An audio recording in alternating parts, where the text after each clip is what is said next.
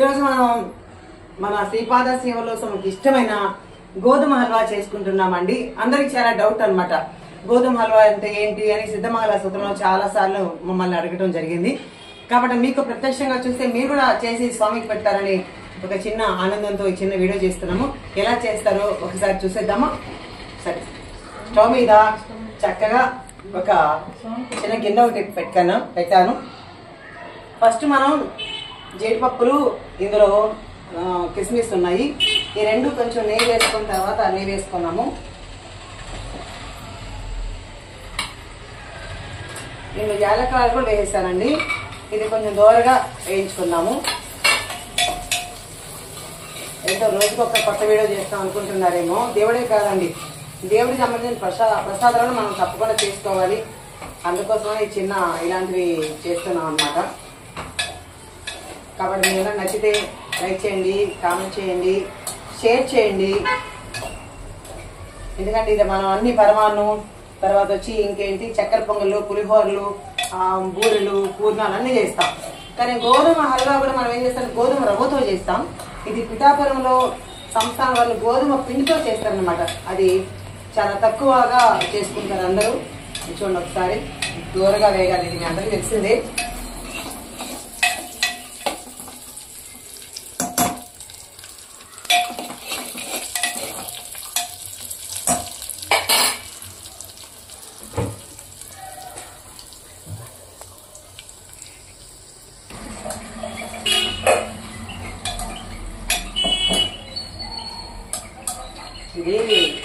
ఇది కొంచెం ఎక్కువ మంట పెడితే బ్లాక్ అయిపోతాయి, తక్కువ పెడితే తొందరగా వేయరు. అందుకని సరిగ్గా సమయంగా చూసుకొని పెట్టుకోవాలి. ఈ హల్వా కంటే ఎక్కువ నెయ్యితోనే పనండి. అందుకే నేను అనుకుంటా శ్రీపాదుడికి ఇష్టమేమో అని అనుకుంటాను. ఎందుకని పాట పాడుతుంటాగా, పిండి గిన్నెలో పాలు అది నీకై ఉంచితి రారా, వెండి గిన్నెలో హల్వా అది నీకై ఉంచితి రారా, వల్లరి చేయుటమ్మా అని నువ్వు ఆరగించగా రావా అని పాడుతుంటారు కదా. కాబట్టి స్వామికి ఎందుకు ఇష్టమా అనుకునేదాన్ని. ఓహో, ఎందుకు ఇష్టమేమో. చూడండి, గోధుమ పిండి అండి. ఇంత కొంచెం చేస్తే ఇంత ఒక దీంట్లో మీరు సగం చేసుకుంటే నలుగురు తినచ్చండి. చాలా ఎక్కువ అవుతుంది అనమాట. సరే, మీ అందరికి చూపించడం కోసం కొంచెం ఇలా ఈ గ్లాస్తో వేస్తున్నాను. ఎందుకంటే ఇప్పుడు ఇదివరకు అట్లా తినట్లేదు కదండి, స్వీట్స్ అంతా అందరికి షుగర్లు, ఇంట్లో ప్రసాదాలు కూడా తినట్లేదు. సరే, అయినా స్వామి కోసం చేయక తప్పదు కదా ఎవరైనా. ఇదిగోండి, ఇది కొంచెం పచ్చి వాసన పోయేంత వరకు ఈ గోధుమ పిండిని ఇలా వేయించాలండి. సిమ్లో పెట్టి కొంచెం మంట తక్కువలో, ఏదైనా సరే మంట తక్కువలో పెట్టి చేస్తే చాలా అద్భుతంగా ఉంటుందండి. అంటే పెద్ద పెద్దవి కాదు, జంతికలు అలాంటివి అయితే మంట హై మంట కావాలి. కానీ ఇలా చిన్న చిన్నవి అయితే కూరలు కూడా సిమ్లో పెడితే చాలా రుచిగా ఉంటుంది. అలాగే గ్యాస్ కూడా పొందిపోతుంది.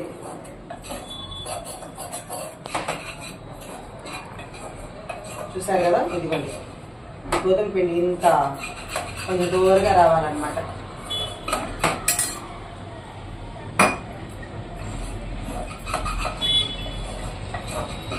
పచ్చి వాసన పోయేలాగా.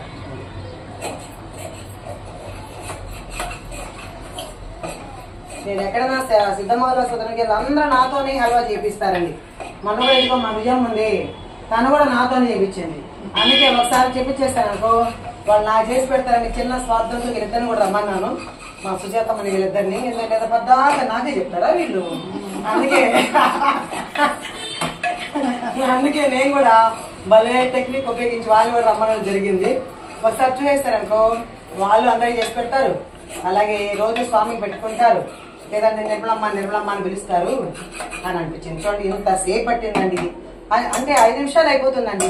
ఇప్పుడు దీనికి కొంచెం బెల్లం యాడ్ చేయాలండి. అంటే కప్పు అనేం కాదు, మనకు ఆల్రెడీ తెలుస్తుంది కదా. కొంచెం స్వీట్ కొంచెం ఎక్కువే పడుతుంది అనమాట. మరీ అంత స్వీట్ కదా, కొంచెం పడుతుంది. ఒక గ్లాస్ సరిపోయిందండి. ఇంకా కొంచెం వేసుకోవచ్చండి దీనికి.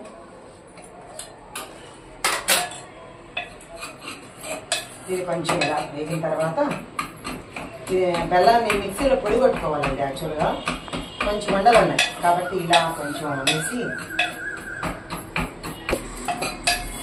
ఇప్పుడు డైరెక్ట్గా నెయ్యి వేయకూడదండి, కొంచెం వాటర్ వేయాలి. చూడండి, వాటర్ వేయాలి కొంచెం, అది చాలా కొంచెం వేస్తే అప్పుడు ఇలా అవుతుంది కదా. ఇప్పుడు దీనికంతా పని ఇదిగో నెయ్యి ఇలా దారుగా వేయాలండి. నెయ్యి అప్పుడే అంటుకోకుండా వస్తుంది అనమాట. ఇలా తిప్పుతూ ఉండాలి, మాడు కట్టకుండా, అంటే కింద అడుగంటుకు వస్తుంది కదా. ఇలా తిప్పితే చక్కగా హల్వా బాగా వస్తుందండి.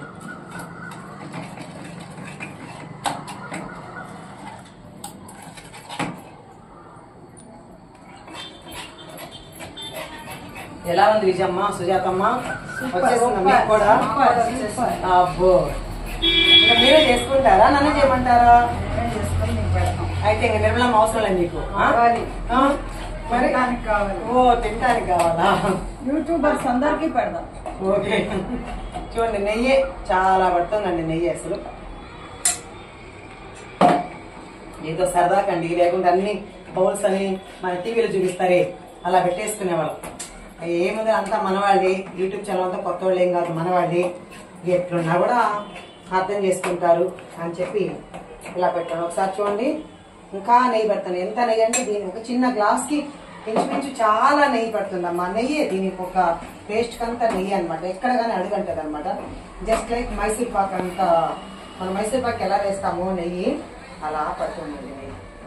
లేదంటే బంకగా జిడ్డు వస్తుంది అనమాట. ఇలా నెయ్యి ఎక్కువ వేయడం వల్ల మనకు అంటుకోకుండా చక్కగా చూడండి ఒకసారి ఇలా వస్తుంది. ఇంకా పడుతుందమ్మా నెయ్యి.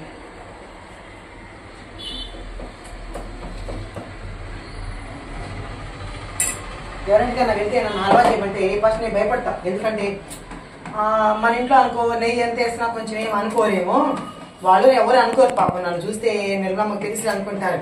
కానీ నాకు ఒక ఫీల్ ఉంటుంది, అయ్యో పాపం నెయ్యంత, వాళ్ళ నెయ్యంత హవ చేస్తున్నానే అని ఒక రకం మనసులో అనిపిస్తుంది.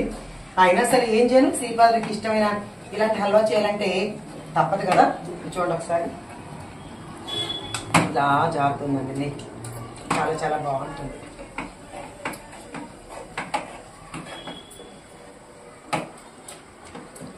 ఈరోజు ఎందుకో మొన్న చూడండి, ఇది కూడా మిరాకిల్ అండి. మొన్న సిద్ధమాలసం జరిగింది మన ఇంట్లో.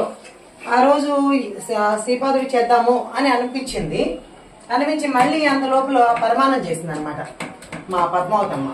సరేలే, పరమాణమైన ఏదైనా ఒకటే కదా అనుకున్నాను, కానీ దేని నుంచి దానిదే కదా. అయితే శ్రీపాదుడికి అలవ చేసి పెట్టానన్న అనుకున్నాను. అందుకే శ్రీపాదుడికి కావాలని ఈరోజు ఏదో ఒకటి చెయ్యాలి కదా అనిపించి, మీ అందరికీ ఇది చేద్దామని అనిపించి ఇలా చేస్తున్నాను అనమాట. అది కూడా అంతా స్వామి ఏది మనకు చెప్తారో దాన్ని ప్రకారం మనం నడవాలేమో అనిపిస్తుందమ్మా. లేకపోతే అందరిళ్ళకి వెళ్ళి నేనే చేస్తున్నా. మరి ఈ రోజు మీకు డైరెక్ట్ గా యూట్యూబ్ లో మేము చెప్పడం ఏంటి అంటే, అది కూడా స్వామి ఇచ్చిన మనకి ప్రసాదమే అనుకోవాల్సిందే. చూసారండి, నెయ్యి ఇలా ఉంటుందండి. కిందంతా అడుగును చూసారా, ఇలా నెయ్యి ఇలా ఉంటుందండి.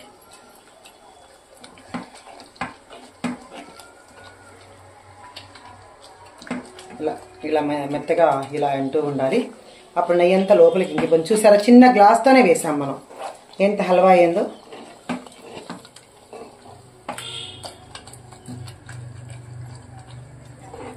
ఇది యాక్చువల్గా వెండి కప్పులో పెట్టాలి. లోపలంతా ఉన్నాయి, దాచేసాను వెండి కప్పులు. సరే పర్వాలేదులే, మన స్వామే కదా అర్థం చేసుకుంటాడులే అని ఫస్ట్ ఒక గాజు ఇది బౌల్ పెట్టాను అనమాట. ఇది ఇప్పుడు కొంచెం జీడిపప్పు ఫస్ట్ వేయించుకున్నాం కదా, ఇది కొంచెం సగం వేద్దాం. సగం వేస్తే అంత హల్వాలో కలుస్తుంది. తర్వాత పైన వేస్తే ఇంకా చూడ్డానికి మళ్ళీ కలర్ఫుల్ గా బాగుంటుంది అనమాట.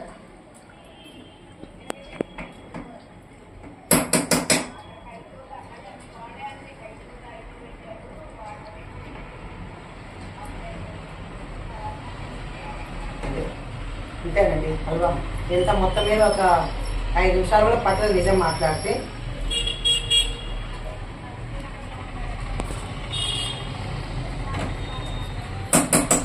అయిపోయింది. కొంచెం ఊరిక జస్ట్ ఊరిక ఒక 2 నిమిషాలకు పెట్టి సరిపోతుంది. అంతేనండి, అయిపోయింది. స్టాప్ చేసా, అయిపోయింది. ఇప్పుడు దీన్ని మనం సర్వింగ్ బౌల్లోకి తీసుకొని దేంట్లోనే పెట్టచ్చు అండి, ఒక స్టీల్ దాన్ని దేంట్లోనే పెట్టచ్చు, మన సౌకర్యాన్ని బట్టి పెట్టుకోవచ్చు.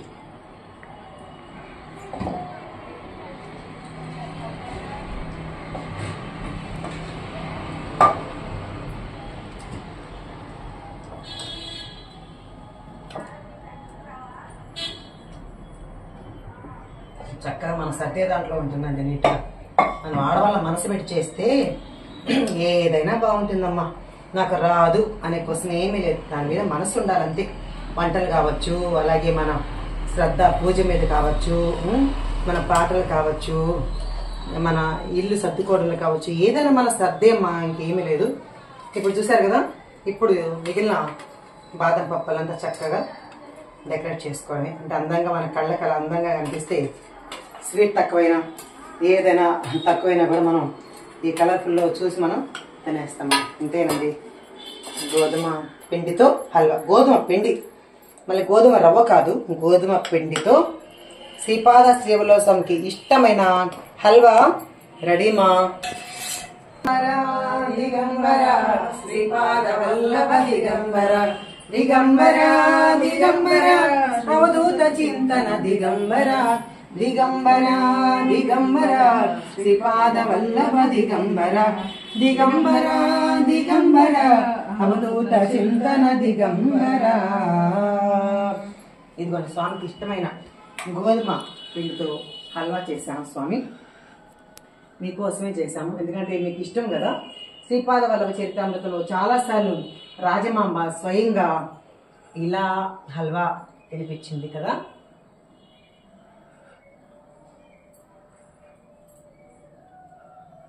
తినిపించిన స్వామి పెట్టమ్మా, తినయ్యా స్వామి.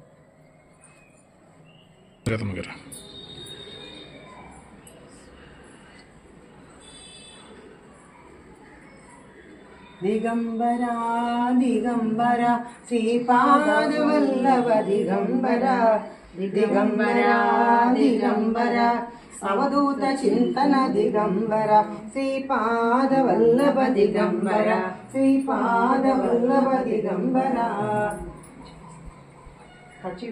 చూసారు కదండి, స్వామికి ఇష్టమైన ప్రసాదం చేశాం.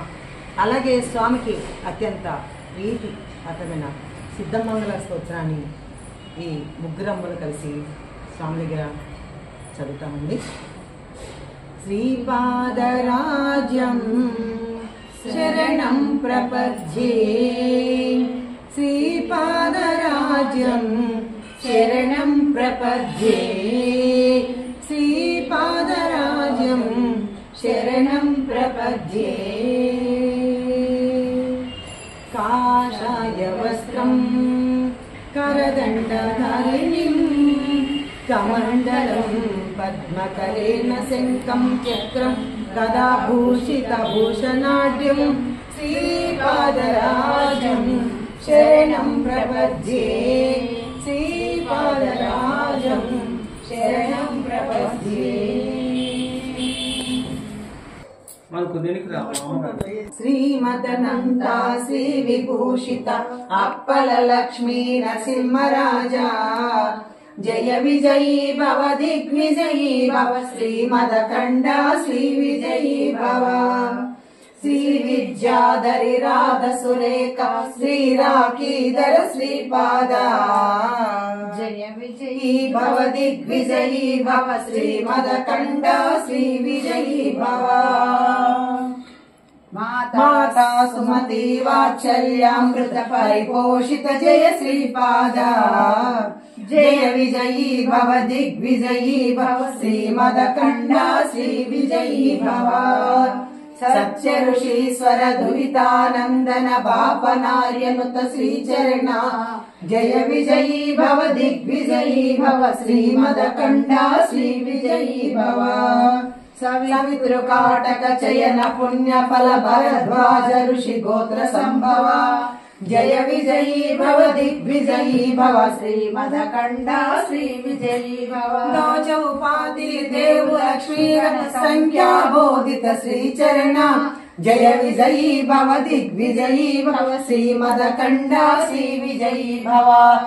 పుణ్యరూపిణి రాజమాంబసుత గర్భ పుణ్యఫల సంజాత జయ విజయీ భవ దిగ్విజయీ భవ శ్రీమదకండా శ్రీ విజయీ భవ సుమతి నందన నరహరి నందన దత్తదేవ ప్రభు శ్రీపాద జయ విజయీ భవ దిగ్విజయీ భవ శ్రీమదకండా శ్రీ విజయీ భవ పీఠికాపుర నిత్య విహార మధుమతి దత్త మంగళ రూప పీఠికాపుర నిత్య విహార మధుమతి దత్త మంగళ రూప జయ విజయీ భవ దిగ్విజయీ భవ శ్రీమదకండా శ్రీ విజయీ భవ జయ విజయీ భవ దిగ్విజయీ భవ శ్రీమదకండా శ్రీ విజయీ భవ జయ విజయీ భవ దిగ్విజయీ భవ శ్రీమదకండా శ్రీ విజయీ భవ శ్రీపాదరాజం శరణం ప్రపద్యే శ్రీపాదరాజం శరణం ప్రపద్యే